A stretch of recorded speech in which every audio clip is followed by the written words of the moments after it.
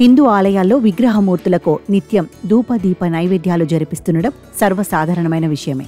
ఆలయాల్లో నిర్వహించే పూజలను బట్టి ఆయా ప్రాంతాలు ప్రజలు సుఖ సంతోషాలతో గడుపుతారని పురాణ ఇతిహాసాల్లో ఉంది. అందుకే హిందూ దేవాలయాల్లోనూ నిత్యం దీపారాధన తప్పనిసరిగా చేస్తుంటారు.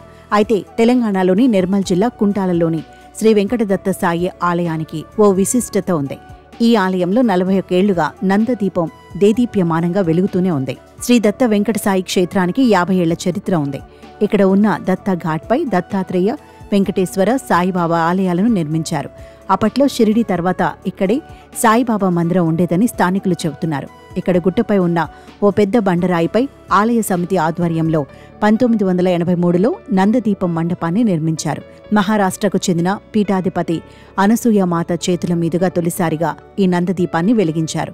అప్పట్నుంచి ఆలయంలోని ఈ దీపం నిరంతరంగా వెలుగుతూనే ఉందని ఆలయ అర్చకులు తెలిపారు. మరి ప్రతి సంవత్సరం మాదిరిగానే ఈ సంవత్సరం కూడా మన యొక్క దత్త వెంకట సాయి సేవ సమాజం దత్తగాడు కల్లూరు మందిరం నందు దత్తజయంతి ఉత్సవాలు రేపు అనగా 7వ తారీఖు డిసెంబర్లో ప్రారంభమవుతాయి.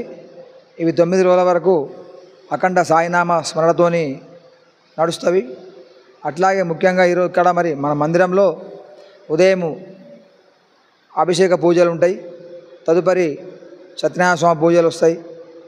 అట్లాగే ఎవరైనా కొత్తగా బండి తీసుకున్న ఒక బండి పూజకు వస్తారు, వాహన పూజ కోసం వస్తారు. మరి ముఖ్యంగా ఇక్కడ చెప్పుకోవాల్సింది ఏంటంటే ప్రతిరోజు నిత్యాన్నదాన ప్రసాదం కూడా మనకు అందుబాటులో ఉంచుతారు కమిటీ వాళ్ళు. అట్లాగే ఇక్కడ 41 సంవత్సరాల క్రితము సతీ అనసూయ మాత పారడ్ సింగ్ మహారాష్ట్ర నాగ్పూర్ దగ్గర ఉంటుంది. వారి చేతులతో ఈ యొక్క నందదీపం అనే దీపం ప్రారంభించబడినది. అది నిరంతరంగా వెలుగుతూ ఉంటుంది. దానికి చూసుకోవడానికి మేము అర్చకులము ఉదయము సాయంత్రం కూడా నూనె చూసుకోవడము, వత్తి చూసుకోవడం జరుగుతుంది. సికింద్రాబాద్ చెందిన ఉమామహేశ్వర్ అనే ఒక భక్తుడు, అతని కోరికలు నెరవేరినాయి. ఇక్కడ వచ్చిండు, ఇక్కడ చూసిన తర్వాత మేము ఇక్కడ బాబా కోసం ఏమైనా చేద్దామంటే అమ్మవారి ఆజ్ఞ ప్రకారము దీపం వెలిగించమన్నారు. ఆ దీపం నిరంతరం వెలుగుతూనే ఉంటుంది. మేము ఎప్పటికప్పుడు దీపాన్ని చూసుకుంటాము. అట్లాగే అదే మండపంలో సత్యనారాయణ స్వామి పూజలు కూడా జరుగుతాయి.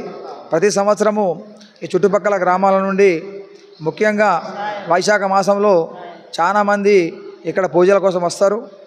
కొత్తగా పెళ్ళైన వధువరులు కానీ అట్లాగే కొత్తగా ఎవరైతే ఇళ్ళ నిర్మాణం చేసుకున్నా లేకుండా మరియు కొత్తగా పంటలు వేసుకుంటారు కాబట్టి ఆ సమయంలో అక్కడ వచ్చేసి సత్యనారాయణ స్వామి పూజలు చేసుకుంటారు.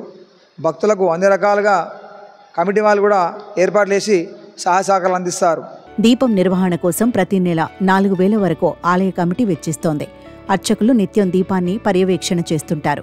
ఎలాంటి ఇబ్బంది లేకుండా దీపం చుట్టూ అద్దాలు, ఇనుప గ్రిల్స్ ఏర్పాటు చేశారు. ఎప్పటికప్పుడు వత్తులు మారుస్తుంటారు. ఆలయానికి వచ్చే భక్తులు నందదీపం చుట్టూ ప్రదక్షిణలు చేసి వారి మొక్కులు తీర్చుకుంటారు. ఆలయంలో దీపం నిత్యం వెలిగేలా అవసరమైన అన్ని జాగ్రత్తలు పాటిస్తున్నారు. ఈ ఆలయంలో ప్రతి గురువారం పెద్ద ఎత్తున సత్యనారాయణ స్వామి వ్రతాలు కూడా నిర్వహిస్తున్నారు. ఆలయం పక్కనే ఉండే దూని సైతం భక్తులు వేసే కొబ్బరి చిప్పలతో నిత్యం ప్రజ్వరిల్లుతోంది.